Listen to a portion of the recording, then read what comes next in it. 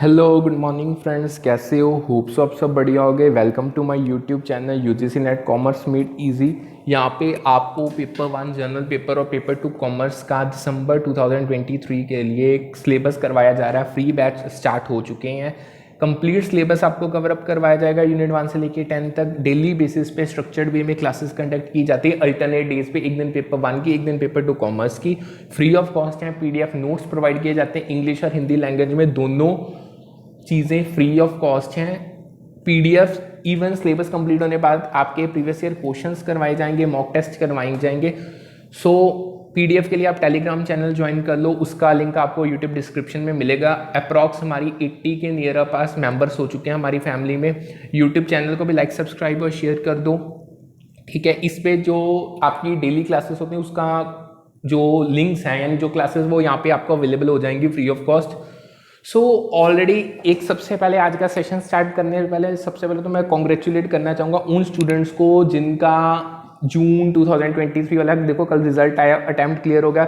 So very very congratulation from my side. आप आगे अपनी ग्रोथ के पाथ पे चलते रहो। और जिनका नहीं हुआ, यानी कोई 1% से रह गया, आधे से रह गया, या थोड़े जितना भी डिफरेंस आया, जिनके जिस कारण उनका पेपर क्रैक नहीं हुआ, वो डिसअपॉइंट मत हो। अपनी मोटिवेशन को और नीचे लेके बजाने के बाद जो आपकी पहले जून के लिए, तो उसको डबल करो और स्ट्रॉन्ग करो। कोई दुनिया में ऐसी चीज़ नहीं है जो इम्पॉसिबल हो। सो बिल्कुल डीमोटिवेट होने की ज़रूरत नहीं। अपनी मोटिवेशन बनाए रखो, अपनी तैयारी स्टार्ट कर दो। अगेन दिसंबर में पेपर होगा। किसी ने आपको ये नहीं कहा कि आपका अब नहीं हुआ तो कभी नहीं होगा। इस बार नहीं हो गया, ट्राई करो। ट्राई करके हर चीज़ लाइफ में अचीव की जा सकती है। सो पूरी मोटिवेशन बनाए रखो, पॉजिटिव रहो, होप बनाए रखो। आगे आप अपने टारगेट को अचीव करो दिसंबर वाले में। सो ऑलरेडी हमने क्लासेस हमारी काफ़ी टाइम से स्टार्ट हुई हैं, आपको पता ही है। जैसे कॉमर्स की हमने यूनिट 1 पूरी कंप्लीट कर लिया, यूनिट 2 भी हमारी कंप्लीट होने को है। आज डायरेक्टली हम बिना टाइम वेस्ट किए टॉपिक पे शिफ्ट करते हैं जहाँ से हमने स्टार्ट करना है। सो अप्रॉक्स 95 पेज नंबर तक हम ऑलरेडी कर चुके हैं। सो डायरेक्टली वहाँ पे पहुँचते हैं। सो ये हम सारी चीज़ें ऑलरेडी कर चुके हैं। हाँ, हमने करना है कॉस्ट ऑडिट से।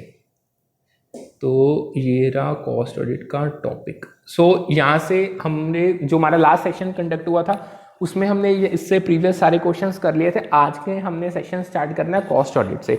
सो स्टार्ट करते हैं। कॉस्ट ऑडिट क्या होता है? देखो, जो हमने ऑडिटिंग बहुत डिटेल में किया है, उसमें इंडिपेंडेंट फाइनेंशियल ऑडिट किया है, वाउचिंग क्या होती है, सब कुछ हमने डिटेल में किया। अब जो ना ये कॉस्ट ऑडिट है, ये ना ऑडिटिंग की ही एक स्पेशलाइज्ड फॉर्म है। यानी समझ लो कि आप ऑडिटिंग की ही एक चीज़ है जो मतलब बहुत स्पेशलाइज्ड चीज़ है, जिसका मेन काम क्या है, मतलब ये क्यों की जाती है, इसका जो फोकस है ना वो है कि आपने को अब कॉस्ट अकाउंटिंग रिकॉर्ड्स को और जो सिस्टम एक ऑर्गेनाइजेशन में चल रहे हैं कॉस्ट अकाउंटिंग के, उनको वेरीफाई और इवेल्युएट करना है।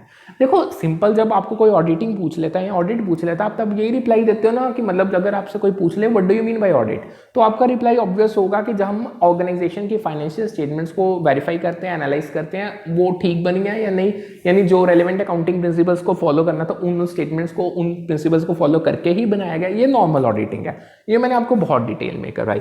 अब वो कहते हैं कॉस्ट ऑडिट क्या होगा। देखो ऑडिटिंग का ही एक पार्ट है, उसकी ही एक स्पेशलाइज्ड फॉर्म है कॉस्ट ऑडिट, जो मेन फोकस करती है जो हमारी ऑर्गेनाइजेशन है, जो उसकी कॉस्ट अकाउंटिंग है। देखो जब आप, जैसे आपको पता है नॉर्मल फाइनेंशियल मैनेजमेंट होती है, मैनेजमेंट अकाउंटिंग होती है, अकाउंटिंग के अलग अलग ब्रांचेस हैं, उसमें से एक कॉस्ट अकाउंटिंग है।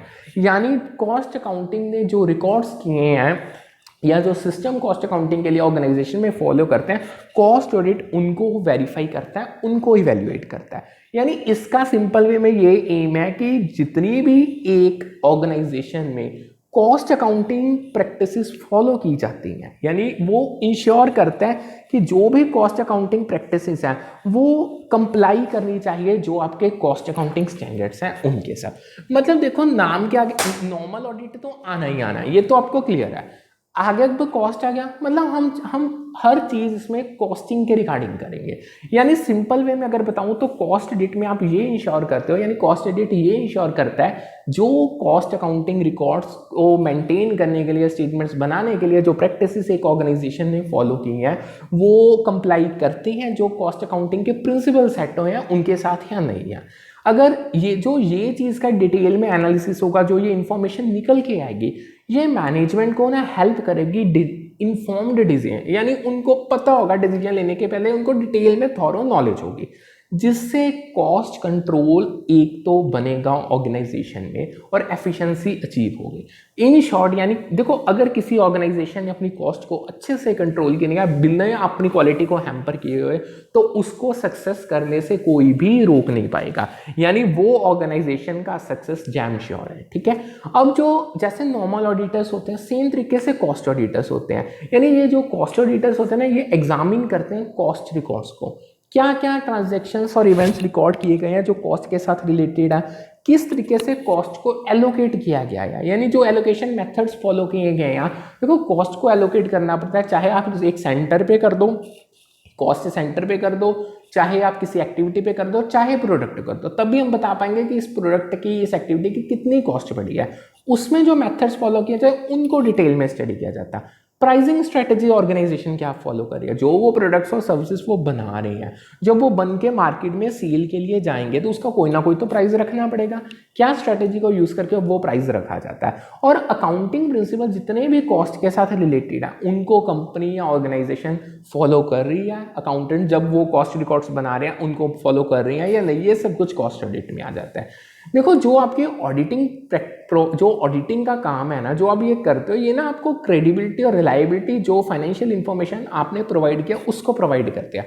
मतलब सिंपल में मैं समझूं, जो आपकी फाइनेंशियल इंफॉर्मेशन प्रेजेंट हो रही है फाइनेंशियल स्टेटमेंट में, ऑडिटिंग उसको क्रेडिबिलिटी और रिलायबिलिटी, मतलब क्रेडिबिलिटी मतलब वो पूरी ऑथेंटिक है, ये वो पूरा क्लियर कर देंगे कि ये बिल्कुल इंफॉर्मेशन अच्छी, बिल्कुल सही सटीक इंफॉर्मेशन प्रोवाइड की गई है, आप इस पर डिपेंड कर सकते हो, यानी ये रिलायबल भी है। यानी इससे क्या होगा, जब ऑडिटिंग ने आपकी इंफॉर्मेशन को इतना बड़ा एक पहलू, यानी इतनी बड़ी एक पोजीशन दी थी कि बिल्कुल एक्यूरेट इंफॉर्मेशन, तो जो आपकी ऑर्गेनाइजेशन उसकी ट्रांसपेरेंसी बढ़ जाएगी, बहुत ज़्यादा इन्हांस हो जाएगी, स्टेक होल्डर्स बहुत अच्छे से डिसीजंस ले पाएंगे आपकी ऑर्गेनाइजेशन के रिलेटेड। यानी इन शॉर्ट जो ऑडिट प्रोसेस है ना, ये ना इसको ऑडिट स्टैंडर्ड्स और एथिकल गाइडलाइंस जितनी भी हैं जो प्रोफेशनल बॉडीज ने बनाई हुई हैं वो गवर्न करते हैं। मतलब ऑडिट करने के लिए, ऑडिट के प्रोसेस को भी कैरी आउट करने के लिए आपको स्टैंडर्ड्स को फॉलो करना पड़ता है, वो ऑडिटिंग स्टैंडर्ड्स होते हैं। ठीक है, ये आपकी, यानी ये आपकी एथिकल गाइडलाइंस है, आपको हर चीज़ ठीक एथिकली करनी है, मतलब आपको पता होना चाहिए गलत क्या चीज़ है, सही क्या चीज़ है, आपने सही की तरफ जाना है। अब जो ये एथिकल गाइडलाइंस और ऑडिटिंग स्टैंडर्ड है, इनको प्रोफेशनल बॉडीज ने इस्टेब्लिश किया होता है, जैसे international auditing and assurance standard board या कोई भी नेशनल अकाउंटिंग बॉडी।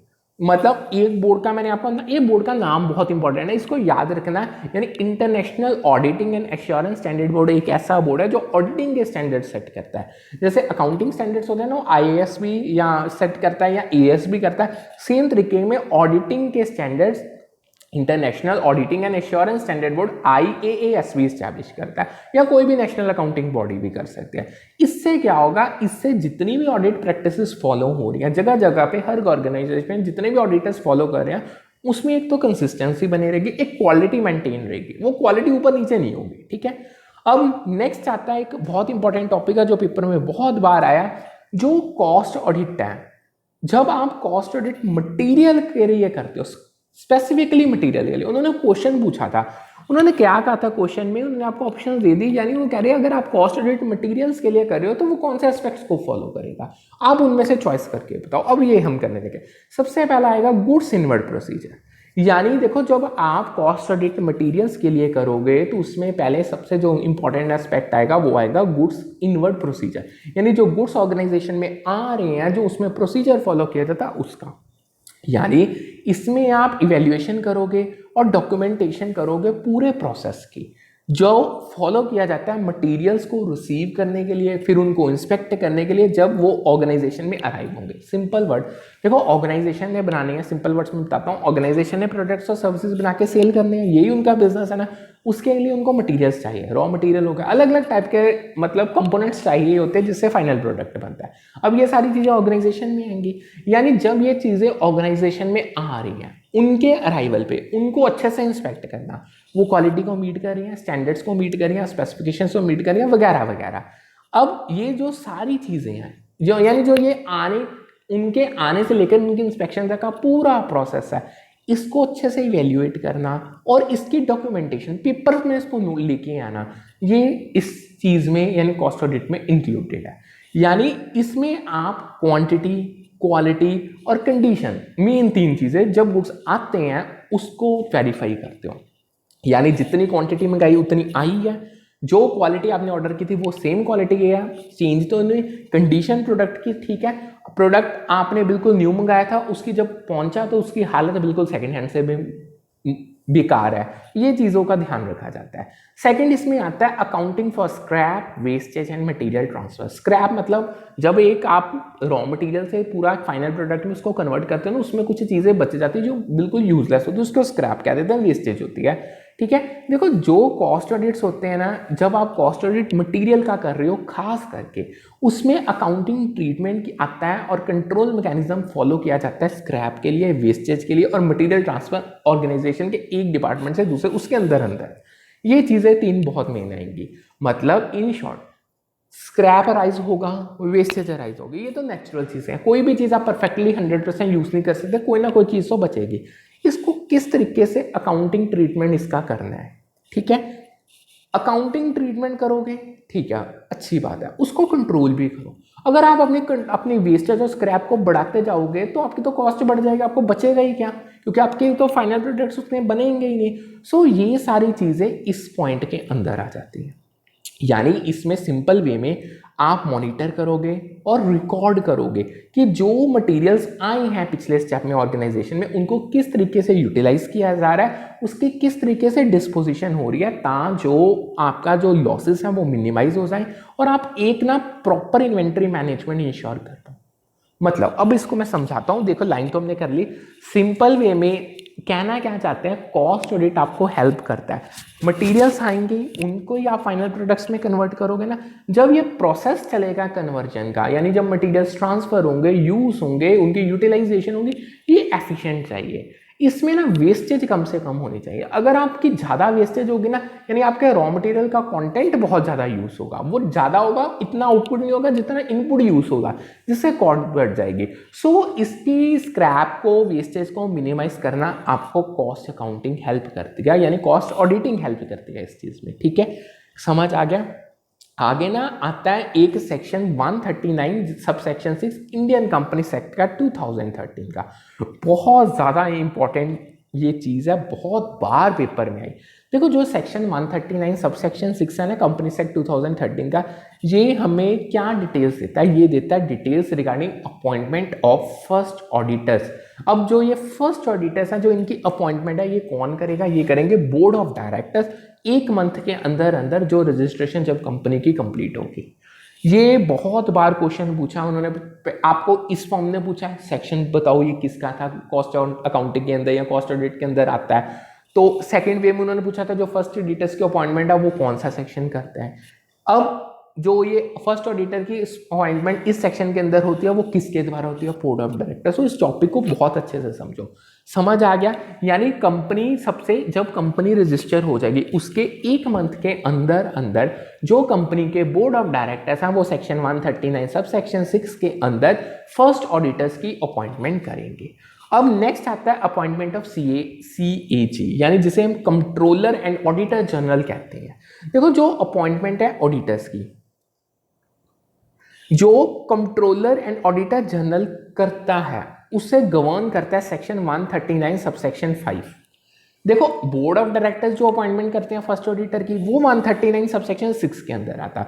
अब जो ऑडिटर्स की appointment controller and auditor general of India CAG करता है वो 139 सबसेक्शन 5 के अंदर आता है, याद रखना है।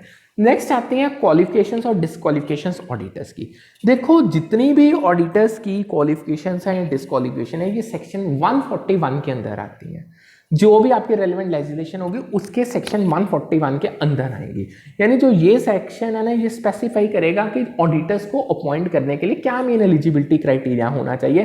अगर आपने कुछ रिस्ट्रिक्शंस प्लेस करनी है तो मतलब चाहे रिस्ट्रिक्शंस वो फॉर्म्स के लिए हो चाहे इंडिविजुअल्स के लिए हो, जो एज ऑडिटर नहीं सब कर सकते वो कौन कौन होंगे। ये भी क्वेश्चन पेपर में बहुत बार आया था, ये भी आगे करेंगे हम इसको भी कवर। यानी इन शॉर्ट ना, जो ये क्वेश्चन मैंने ये आपको ना एज अ पैरा में जरूर लग रहा है, ये एक बार मैचिंग में भी आया था। उन्होंने आपको एक पास से सेक्शंस यानी एक साइड पे सेक्शंस दे दिया, दूसरे पास से में बता दिया कि ये कौन सा, मतलब इन शॉर्ट दूसरी साइड में आपको बता दिया कि वहां पे वो सेक्शन की कौन सी डिटेल किस सेक्शन के साथ मैच करेगी, मैच करके बताओ। सो इसीलिए सेक्शंस को याद रखना आपको पड़ेगा, समझना पड़ेगा। आगे आता है 141 सेक्शन यानी क्वालिफिकेशन और डिस्क्वालिफिकेशन होगा। 139 सब सेक्शन 6 फर्स्ट ऑडिटर्स की अपॉइंटमेंट होगी थ्रू बोर्ड ऑफ डायरेक्टर। 139 का सब सेक्शन 5 ऑडिटर्स की appointment through controller and auditor general. समझ आ गया इतना। आगे आती हैं पावर्स और ड्यूटीज ऑफ ऑडिटर्स। देखो जितनी भी पावर्स और ड्यूटीज यानी जितनी पावर्स ग्रांट की गई हैं, एक एक्ट ने ऑडिटर्स को ग्रांट किया है, या जो उनकी ड्यूटीज बनती है खुद की, जो उनकी रिस्पॉन्सिबिलिटी बनती है, वो सारी सेक्शन 143 के अंदर आती हैं। अब जो ये सेक्शन है ये डिटेल में बहुत ज़्यादा डीप में डिफाइन करता है क्या रिस्पॉन्सिबिलिटीज होनी चाहिए और ऑडिटर की, क्या उसको जिम्मेवारियां उठानी पड़ेंगी, उसके सेल्फ पे है ये, क्या उसकी ऑब्लिगेशंस है, क्या उसको ये चीज़ें करनी ही पड़ेंगी, क्या उनका वर्क का स्कोप है, मतलब कितना काम उसको करना पड़ेगा, ये सारा कुछ सेक्शन 143 में आता है। नेक्स्ट हमारे पास आता है सेक्शन नंबर 142 जो रेम्यूनरेशन बताते हैं ऑडिटर्स की, यानी जो हमारी ऑडिटर्स अपॉइंट किए हैं जो उनकी रेम्यूनरेशन है वो सारी चीज़ें 142 सेक्शन के अंदर आती हैं। यानी ये सेक्शन आपको डिटेल में प्रोविजंस बताएगा जो फीस, कंपेंसेशन और पेमेंट जितनी भी ऑडिटर्स को आपने देनी है उसके साथ रिलेटेड होंगे। यानी इन शॉर्ट हमने यहाँ पे 5 सेक्शंस कर लिए। पहला 139 का सबसेक्शन 6, फिर 139 का सबसेक्शन 5 किया, 141 किया, 143 किया और 142 किया। ये सारे आपको याद रखने पड़ेंगे, ठीक है। आगे आता है ना एक इंपॉर्टेंट टॉपिक है, बहुत बार जो पेपर में आया है उसको करते हैं। अब वो कह रहे हैं, ये पहले लाइन समझो उन्होंने क्या कहा, benefits available to an information system auditor who uses CAT, computer assisted audit techniques। उन्होंने आपको पूछा था, देखो एक इंफॉर्मेशन सिस्टम का ऑडिटर है यानी इंफॉर्मेशन सिस्टम ऑडिटर है, वो ना कैट को यूज कर रहा है, उसको क्या क्या बेनिफिट होंगे। अब कैट क्या था, जब आप ऑडिट टेक्निक्स आपकी कंप्यूटर असिस्टेड हो, यानी कैट की फुल फॉर्म भी बहुत बार आई है कंप्यूटर असिस्टेड ऑडिट टेक्निक्स, यानी जब एक system information system auditor computer assisted audit techniques को यूज कर रहा है तो उसके क्या बेनिफिट मिल रहे हैं। देखो सबसे पहला उसका बेनिफिट था चेक ससेप्टिबिलिटी टू थ्रेट। यानी देखो जब कैट को यूज किया जाता है ना, जब आप ऑडिटिंग में कंप्यूटर असिस्टेड टेक्निक्स को यूज करते हो तो आप ना सिस्टम की वल्नरेबिलिटी या उसको असेस कर सकते हो, यानी कितना को जो आपका सिस्टम है यानी जो इंफॉर्मेशन सिस्टम है वो प्रॉन है पोटेंशियल थ्रेट्स को, यानी कितना को उस इंफॉर्मेशन सिस्टम को खतरा है कि वो उसको कोई ना कोई थ्रेट फेस करना पड़ सकता है। अब ये जो स्पेशली चीज़ होती है ना ये क्लाउड अकाउंट्स में होती है, जो ऑनलाइन सिस्टम यानी क्लाउड अकाउंटिंग तो आप समझते हो ना, जब आप एक देखो क्लाउड एक स्टोरेज होता है, ऑनलाइन स्टोरेज फैसिलिटी, यानी जब आपकी पूरी अकाउंटिंग का डाटा एक ऑनलाइन स्टोरेज फैसिलिटी में क्लाउड में स्टोर्ड है, जो क्लाउड अकाउंट्स है वो यानी वो ऑनलाइन चल रहे हैं, उसमें सबसे ज़्यादा खतरा होता है। तो सबसे पहले तो आप यही जो आपका इन्फॉर्मेशन सिस्टम है, अगर आपका इन्फॉर्मेशन सिस्टम ऑडिटर कैट को यूज़ कर रहा है तो उसको अच्छे से पता चल जाएगा कि सिस्टम कितना खतरे की वर्ज पे है, ठीक है। नेक्स्ट है इवेल्युएटिंग द सिस्टम। देखो कैट को यूज करके इवेल्युएट किया जा सकता है और जो आपका सिस्टम के कंट्रोल्स हैं, उसके प्रोसेसेस हैं या उसके ऑपरेशन, मतलब ओवरऑल जो सिस्टम है, एक तो आप उसको इवेल्युएट कर सकते हो, उसकी इफेक्टिवनेस देख सकते हो, उसकी एफिशिएंसी देख सकते हो।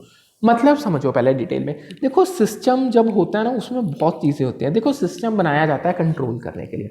अब जो आपने सिस्टम बनाया वो कंट्रोल कर रहा है या नहीं कर रहा, अगर कंट्रोल कर रहा है कितने लेवल पे कर रहा है, कितनी जल्दी कर रहा है, कितने टाइम में कर रहा है, उसके जो प्रोसेसेस आप फॉलो कर रहे हो वो कितने लंबे हैं, वो स्मॉल हैं या मीडियम है, वो जो प्रोसेसेस फॉलो किए जाते हैं कोई मुश्किल आती है या नहीं आती, जो ऑपरेशन है सिस्टम के वो कितने एक दिन में कितनी रैपिडली परफॉर्म किए, ये सारी चीज़ें सिस्टम में आ जाती है। अब कैट का क्या काम है, वो सिस्टम को हेल्प यूटिलाइज करता है, यानी कैट यूटिलाइज करता है इवेल्युएट करने के लिए और इफेक्टिवनेस उस सिस्टम की, ठीक है। नेक्स्ट आता है डाटा सिक्योरिटी। देखो जब एक इंफॉर्मेशन सिस्टम ऑडिटर कैट को यूज करता है तो वो उसे हेल्प करेगा जितनी भी सिक्योरिटी मेजर्स लगी हुई हैं, यानी अपने आप किसी ना किसी ऑर्गेनाइजेशन के सिस्टम को प्रोटेक्ट करने के लिए जितनी भी सिक्योरिटी मेजर्स लगे हैं उसको एग्जामिन करेगा कि वो जितना भी ऑर्गेनाइजेशन का सेंसिटिव डाटा है या अगर उसमें कोई गैप है या वल्नरेबिलिटी है उसको आइडेंटिफाई करके बता देगा। बताता हूँ मैं आपको सिंपल वे में, समझो। देखो, सिस्टम, इंफॉर्मेशन सिस्टम क्यों बनाया गया? ऑर्गेनाइजेशन की परफॉर्मेंस को अच्छे बनाए रखने, उसको प्रोटेक्ट करने के लिए। अब देखो, इंफॉर्मेशन सिस्टम में जितना भी डाटा होगा उसको प्रोटेक्शन की जरूरत है ना, क्योंकि सारे ऑर्गेनाइजेशन का सिग्निफिकेंट डाटा उसमें होगा। कैट ये हेल्प करता है इंश्योर करने में, एग्जामिन करने में कि उस सिस्टम में सिक्योरिटी मेजर्स हैं या नहीं है। अगर नहीं है तो उनको लाओ ताकि आपका डाटा सेफ रहे। और इवन आपको कैट हेल्प करेगा अगर उस सिस्टम में कोई फ्लो होगा, यानी फ्लो मतलब कोई भी खामी होगी या कमी होगी ना, वो उसको आपको आइडेंटिफाई करके बता देगा। ठीक है, नेक्स्ट आता है पॉस्चर्स कंट्रोल। देखो, अगर आप कैट को यूज करते हो, यानी आप अगर कंप्यूटर असिस्टेड ऑडिट टेक्निक्स को यूज करते हो, तो इससे जो आपका ऑडिटर है ना वो आइडेंटिफाई कर पाएगा जो इंटरनल कंट्रोल्स ऑर्गेनाइजेशन ने प्लेस किए हैं, यानी अपने ही ऑपरेशंस को, अपने ही प्रोसेसेस को कंट्रोल करने के लिए जितने भी ऑर्गेनाइजेशन ने इंटरनल कंट्रोल्स लगाए हैं वो ठीक है, उनमें कोई वीकनेस तो नहीं है। अगर कोई वीकनेस है तो उसको जज किया जाएगा। उसके बाद उसको, वीकनेस को दूर करने के लिए, स्ट्रेंथ करने के लिए रिकमेंडेशंस देगा कैट आपको, यानी आपको रिकमेंडेशंस को फॉलो करके अपने सिस्टम को स्ट्रेंथन करना पड़ेगा। नेक्स्ट है डेवलप आईटी गवर्नेंस। देखो, जो कैट है ना ये असिस्ट करता है आईटी गवर्नेंस फ्रेमवर्क को डेवलप करने में, पॉलिसीज बनाने में, प्रोसीजर्स बनाने में। अब ये आईटी गवर्नेंस फ्रेमवर्क क्या है? देखो, जब आप ऑनलाइन जाती हो, सिस्टम्स, कंप्यूटर सिस्टम यूज करते हो, वो सब कुछ इंफॉर्मेशन टेक्नोलॉजी के अंदर आ जाता है। उसको गवर्नेंस कैसे करनी? देखो, ऑर्गेनाइजेशन में एक कंप्यूटर नहीं होगा, मल्टीपल सिस्टम्स होंगे, एक दूसरे के साथ इंटीग्रेटेड होंगे। उनको एक फ्रेमवर्क ऐसा चाहिए जो सिस्टम्स को गवर्न कर पाए। ये कैट हेल्प करेगा, उसको असिस्ट करेगा उसको डेवलप करने में। क्या पॉलिसीज ऑर्गेनाइजेशन में प्लेस में चाहिए ताकि हर बंदा सिस्टम्स को उन पॉलिसीज के दायरे के अंदर रह के ही यूज करे। प्रोसीजर क्या चाहिए यूज करने का, ये भी हमें बताएगा। इससे ना जितने भी आईटी इंफॉर्मेशन टेक्नोलॉजी के रिसोर्सेज हैं ऑर्गेनाइजेशन में, उनको एक तो प्रॉपर से हम मैनेज कर पाएंगे और उनको अच्छे से कंट्रोल भी कर पाएंगे। कोई डाउट है? समझ आ गया? सो यहाँ पे हमारा ये इंपॉर्टेंट टॉपिक कंप्लीट हो गया। देखो, अगर आपको कोई भी डाउट अराइज हो रहा है, आप मुझे टेलीग्राम अपनी, देखो अब अपनी ना तैयारी खींच लो। अब आपके पास अगस्त, सितंबर, अक्टूबर और नवंबर, जस्ट 4 मंथ्स हैं सिलेबस करने के लिए, प्रैक्टिस करने के लिए, प्रीवियस ईयर क्वेश्चंस करने के लिए और मॉक टेस्ट करने के लिए। 4 चीजें, 4 मंथ्स। देखो, आपको अब अपने आप को पूरी तरह डिवोट करना पड़ेगा अगर आपने अपना पेपर क्रैक करना है। सो अगर जितना भी मैं आपको करवा रहा हूँ कोई डाउट हो रहा है तो आप मुझे यूट्यूब के कमेंट सेक्शन में मैसेज करो। आप हो कितने बच्चों ने मतलब किया भी है, उनका रिप्लाई मैं प्रॉपर दे रहा हूँ। टेलीग्राम पे मैसेज करो, डिस्कशन ग्रुप में मैसेज करो, जैसे मर्जी करो, आपका डाउट क्लियर हो जाएगा। सो अब आगे का टॉपिक हम करने जा रहे हैं जो बहुत इंपॉर्टेंट टॉपिक है, जो है हमारा स्टैट्यूटरी ऑडिटर है, जो उसके राइट्स पेपर में बहुत बार पूछे गए हैं। अब देखो, जब आपका चाहे एक स्टैट्यूटरी ऑडिटर हो चाहे एक नॉर्मल ऑडिटर हो, ऑडिटर की राइट्स होते ही होते हैं। उन्होंने स्पेसिफिकली स्टैट्यूटरी ऑडिटर की राइट्स को पूछा था पेपर में, वो स्टडी करते हैं क्या क्या होती है। देखो, सबसे पहले स्टैट्यूटरी ऑडिटर की राइट है कि उसे रेम्यूनरेशन मिलनी ही चाहिए, यानी वो रेम्यूनरेशन रिसीव करेगा ही करेगा।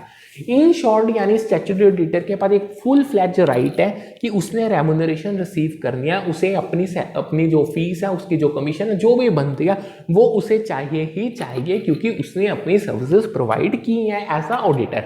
उसने ऑर्गेनाइजेशन के लिए, कंपनी के लिए काम किया, उसकी ऑडिटिंग करके दिया। अगर काम किया तो बदले में पैसा तो चाहिए ही चाहिए। यानी अब जो ये रेम्यूनरेशन, जो पैसा उसे मिलता है ना, इसे ना यूजुअली कंपनी, ऑर्गेनाइजेशन खुद डिटरमाइन करती है जब उसे पहली बार अपॉइंट किया जाता है, यानी नेगोशिएशंस हो जाती हैं बीच में। ठीक है, सेकंड मेन राइट आती है कंपनी या ऑर्गेनाइजेशन की जनरल मीटिंग को अटेंड करने। देखो, जो ये क्वेश्चन आया था ना, ये भी आपको उन्होंने 7-8 ऑप्शंस दी थी, उसमें से आपने कहा था बताओ कि इसमें से कौन सी ऑप्शंस करेक्ट हैं जो राइट एज अ जो स्टैट्यूटरी ऑडिटर है, आप क्या उसकी जो राइट्स को ट्रूली डिपिक्ट करते हैं। सो ध्यान रखो, आपको कॉन्सेप्ट्स क्लियर चाहिए। सेकंड, उसकी मेन राइट थी कि जर्नल मीटिंग को अटेंड करना। देखो, जो स्टैट्यूटरी ऑडिटर है ना, उसके पास एक फुल फ्लैज पूरी पावरफुल राइट है कि जितनी भी कंपनी ऑर्गेनाइजेशन की जर्नल मीटिंग्स हो रही हैं, यानी ये वो कंपनी ऑर्गेनाइजेशन होगी जिसने ऑडिटर को हायर किया, उसको अटेंड करना उसकी राइट बनती है। यानी देखो, अगर आप ऑडिटर वो बंदा है जिसने आपके स्टेटमेंट्स ऑडिट करके देने हैं, वो उसने बताना है, उसने जजमेंट देनी है, रिकमेंडेशन करनी है, ये ठीक बनी है या नहीं बनी है।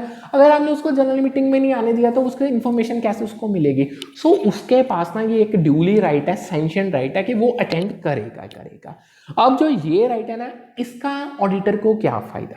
देखो, पहली चीज ये ऑडिटर को हेल्प करती है कि वो इन्फॉर्मेशन और गैदर कर पाए। देखो, स्टेटमेंट्स तो रिटर्न में है, वो तो खुद बोलेंगे नहीं, जनरल मीटिंग में इन्फॉर्मेशन बहुत मिल जाएगी।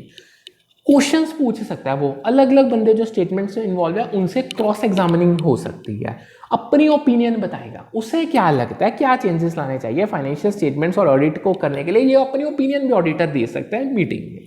थर्ड है to visit the branch office, यानी ऑर्गेनाइजेशन की या कंपनी अगर कोई ब्रांच है तो उसका जो ऑफिस है उसको भी ऑडिटर विजिट कर सकता है, ये भी उसके पास एक राइट है।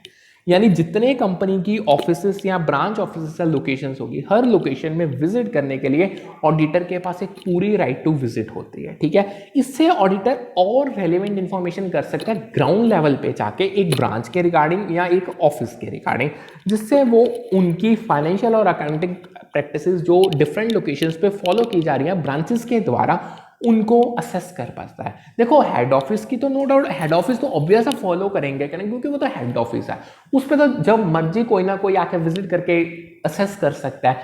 बट ब्रांचेस में घपला होता है, यानी ब्रांचेस में फॉर्जरी हो सकती है। सो इसीलिए ये राइट ग्रांट की गया है, तो ऑडिटर ब्रांचेस में भी जाके वेरीफाई करता है कि सेम प्रैक्टिस या रेलेवेंट जो अकाउंटिंग स्टैंडर्ड्स है वहां पे फॉलो किए जा रहे हैं या नहीं किए जा रहे। ठीक है, समझ आ गया। ये तीन मेन राइट्स हैं स्टैट्यूटरी ऑडिटर की। आगे बढ़ते हैं, आगे उन्होंने क्या कहा, पहले ये लाइन समझो। According to companies act 2013, following individuals or entities are not qualified to be appointed as auditor of a company। अब इससे करने से पहले एक टॉपिक पे चलते हैं। उन्होंने आपको कहा था क्वालिफिकेशंस और डिसक्वालिफिकेशंस, सेक्शन 141 बताता था ना, साथ में उन्होंने लिखा था यही सेक्शन बताता है कि कौन से इंडिविजुअल्स और फर्म्स को आप अपॉइंट नहीं कर सकते एज अ ऑडिटर। उनका टॉपिक में भी पेपर बहुत बार है। अब उस टॉपिक पे शिफ्ट करते हैं। सबसे पहला आता है a limited liability partnership form, LLP, जिसमें सारे के सारे पार्टनर्स चार्टर्ड अकाउंटेंट्स हैं। एक LLP है, लिमिटेड पार्टनरशिप फॉर्म है, उसमें सारे के सारे अगर मेंबर चार्टर्ड अकाउंटेंट्स हैं तो वो एज अ ऑडिटर नहीं अपॉइंट किए जा सकते। देखो, अगर हम एक्ट के अकॉर्डिंग चले, एक्ट की प्रोविजन के अकॉर्डिंग एक ऑडिट फॉर्म को हम ऑडिटर एज अ ऑडिटर नहीं अपॉइंट कर सकते अगर उसके सारे पार्टनर्स या majority of partners same form में प्रैक्टिस कर रहे हैं। ध्यान से समझे मतलब, सपोज करो, कहना क्या चाहते हैं, आपकी एक LLP है, ठीक है, उसमें आपके पार्टनर्स हैं, वो सारे के सारे पार्टनर्स CA हैं, चार्टर्ड अकाउंटेंट या मेजॉरिटी ऑफ पार्टनर्स, उस फॉर्म को आप नहीं अपॉइंट कर सकते। मतलब इन शॉर्ट, आप खुद उसको ऑडिट नहीं कर सकते, यानी वो पार्टनर सेम फॉर्म में चार्टर्ड अकाउंटेंट्स हैं। ठीक है, समझ गए। यानी एक्ट क्या कहता है, देखो, जो ऑडिट फर्म है उसको नहीं अपॉइंट किया जा सकता एज एन ऑडिटर अगर उसके सारे पार्टनर्स या जो उसके मेजॉरिटी ऑफ पार्टनर यानी 50% से ज्यादा सेम फॉर्म में प्रैक्टिस कर रहे हैं। समझ गए, कोई डाउट। आगे क्या कह रही है, ऑफिसर और employ for company who is a qualified chartered accountant degree holder too. देखो, अगर कोई आपकी जो ऑर्गेनाइजेशन है या कंपनी, अगर उसका कोई ऑफिसर या एम्प्लॉय खुद क्वालिफाइड चार्टर्ड अकाउंटेंट है, उसके बाद पूरी बाकायदा डिग्री है, आप उसे अपनी कंपनी का ऑडिटर नहीं हायर कर सकते। मतलब आप अपनी कंपनी का, ऑर्गेनाइजेशन का बंदा अपना ही ऑडिटर नहीं हायर कर सकते, आपको एक्सटर्नल बंदा ही बुलाना पड़ेगा, क्योंकि इससे ब्यास होगा, भेदभाव हो सकता है। आप स्टेटमेंट्स को अपनी कंपनी के फेवर में लेके आ सकते हो, ये चीजों का ध्यान रखना पड़ता है। नेक्स्ट आता है any chartered accountant whose appointment will result in the person being the auditor of more than 20 companies at the same time. एक कोई ऐसा चार्टर्ड अकाउंटेंट है, ठीक है, अगर आप उसे अब अपनी कंपनी का ऑडिटर हायर करोगे ना, तो अब उसके पास 20 से ज्यादा कंपनीज हो जाएंगी। ये भी एक्ट रिस्ट्रिक्ट करता है कि अगर किसी बंदे के पास यानी किसी सीए के पास 20 से ज्यादा कंपनीज है तब हम उसको auditor as a auditor hire नहीं कर सकते। ठीक है, समझ आ गया। अब आगे आता है topic physical verification of fixed asset is the primary responsibility of auditors. देखो मैंने आपको बताया था ना, जैसे राइट्स हैं ऑडिटर की, उसकी कुछ रिस्पॉन्सिबिलिटीज और ड्यूटीज भी बनती है। उसमें से एक ऐसी रिस्पॉन्सिबिलिटी है जो पेपर में बहुत बार आई है, वो है फिजिकल वेरिफिकेशन फिक्स्ड एसेट्स की। यानी ये प्राइमरी रिस्पॉन्सिबिलिटी है ऑडिटर की। क्या है चीज, देखो जो फिजिकल वेरिफिकेशन होती है ना ऑर्गेनाइजेशन के फिक्स एसेट्स की, उसको ना प्राइमरी रिस्पॉन्सिबिलिटी माना गया मैनेजमेंट की, ना कि ऑडिटर की। अब क्यों में ये दो अलग स्टेटमेंट्स हैं, समझे मैं आपको बताना क्या चाह रहा हूं। देखो ये स्टेटमेंट असर्शन और रीजन में आई थी। उन्होंने ऊपर क्या लिखा है, physical verification of the fixed asset is the primary responsibility of the auditor. मैंने आपको इसीलिए मैंने आपको ऐसे समझाया, आपको यही लगा होगा हाँ अभी ऑडिटर की ही जिम्मेवारी है कि उसने फिजिकल वेरिफिकेशन करना है। पहले ना आप एक बार रीड करते हैं फिर डिस्कस करते हैं। उन्होंने क्या कहा, physical verification of fixed asset is primarily the responsibility of the management not the auditor. The auditor's role is to verify the existence, ownership and valuation of fixed asset by examining supporting documentation। समझे, देखो उन्होंने assertion और reason में question पूछा था, उन्होंने आपको एक स्टेटमेंट दी थी 100% बच्चों का गलत होगा, उन्होंने कहना हाँ जी ठीक है ऑडिटर ने वेरीफाई करना होता है सब कुछ, तो वो फिजिकल भी एसेट्स को वेरीफाई करेगा क्योंकि ऑडिटिंग का काम ही है कि वेरिफिकेशन करनी। यही यहाँ पे ही आपके क्वेश्चंस गलत होते हैं, इसीलिए ही ये टेस्ट लिया जाता है आपके नॉलेज को डीपली टेस्ट करने के लिए। देखो जो फिजिकल एसेट्स है कंपनी के ऑर्गेनाइजेशन के, उनकी जो फिजिकल वेरिफिकेशन वहां पे जाके चेक करना, ये ऑडिटर का काम नहीं है, ये मैनेजमेंट का काम है। ऑडिटर का काम सिर्फ इतना है, उसने एसेट की एग्जिस्टेंस देखनी है या नहीं है। उसने एसेट्स को नहीं देखना कि वो ठीक चल रहा है या नहीं, उसने उसको नहीं वेरीफाई करना, उसने बस इतना देखना है ऑर्गेनाइजेशन में एग्जिस्ट कर रहा है या नहीं कर रहा है, जो उसकी ओनरशिप है ऑर्गेनाइजेशन के नाम पे है या नहीं नाम पे है, और वैल्यू क्या बनते हैं फिक्स एसेट की उसको देखना है बस। ये सारी चीजें वहां पे एसेट्स को देख के नहीं जज होते, ये उनकी एसेट्स की जो डॉक्यूमेंट्स उनको सपोर्ट कर रहे हैं, जो उनके बिल्स हैं, जब पेमेंट के लिए आपने पेमेंट की जो रिसीव किए या जो उनके इनवॉइस है, ये चीजें उसको बताएंगी। टाइटल डीड्स होगी, ये सारी चीजें आपको ऑडिटर को आपको बताएंगे कि एसेट एग्जिस्ट कर रहा है, उसकी ओनरशिप ठीक है, उसकी वैल्यूएशन ठीक की गई है या नहीं की। यानी जितने भी ऑडिट प्रोसीजर है वो जस्ट ऑडिटर उनको परफॉर्म करेगा अप्रोप्रिएटली। ठीक है, समझ आ गया। अब आगे एक अगेन फिर मैचिंग का क्वेश्चन आया है। ठीक है, अगेन ये ऑडिटर की राइट्स, ऑडिटर की रिपोर्ट, ऑडिटर की लायबिलिटी और ऑडिटर की ड्यूटी।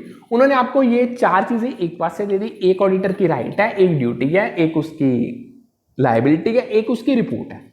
उसके सेकंड साइड में उन्होंने आपको रीजनिंग दे दी, मैच करके बताओ, उसको देखते हैं। क्वालिफाइड रिपोर्ट क्या है, देखो क्वालिफाइड रिपोर्ट ऑडिटर की रिपोर्ट है जो इंडिकेट करेगी लिमिटेशन, स्कोप और डिसएग्रीमेंट की सर्टेन मैटर पे फाइनेंशियल स्टेटमेंट। यानी देखो फाइनेंशियल स्टेटमेंट्स को वेरीफाई करेगा ऑडिटर। यानी जब आप देखो कोई भी ऐसी ऑर्गेनाइजेशन है, कंपनी है जिसकी स्टेटमेंट 100% करेक्ट होंगे, कोई ना कोई तो मैटर्स ऐसे होंगे यहाँ जहां पे डिसएग्रीमेंट होगी ऑडिटर और कंपनी के स्टेटमेंट्स के बीच में। यानी जब ये लिमिटेशन आ जाएगी स्कोप की या डिसएग्रीमेंट होगी, जो रिपोर्ट इसको इंडिकेट करेगी ना, यानी ये ऑडिटर रिपोर्ट आपको बना के देगा ना, उसमें ये सारी चीजें इंडिकेटेड होंगी, उसे हम क्वालिफाइड रिपोर्ट कहते हैं। यानी ये ऑडिटर की ड्यूटी है। नेक्स्ट आता है एग्जामिन, वैल्यूएशन एंड डिस्क्लोजर। देखो ऑडिटर की एक ड्यूटी है एग्जामिन करना है वैल्यूएशन और डिस्क्लोजर फाइनेंशियल स्टेटमेंट्स का। यानी आपकी जो फाइनेंशियल स्टेटमेंट्स हैं, जो उसमें वैल्यूएशन की गई है और जो डिस्क्लोजर किया, उसको वेरीफाई करना ऑडिटर का काम है।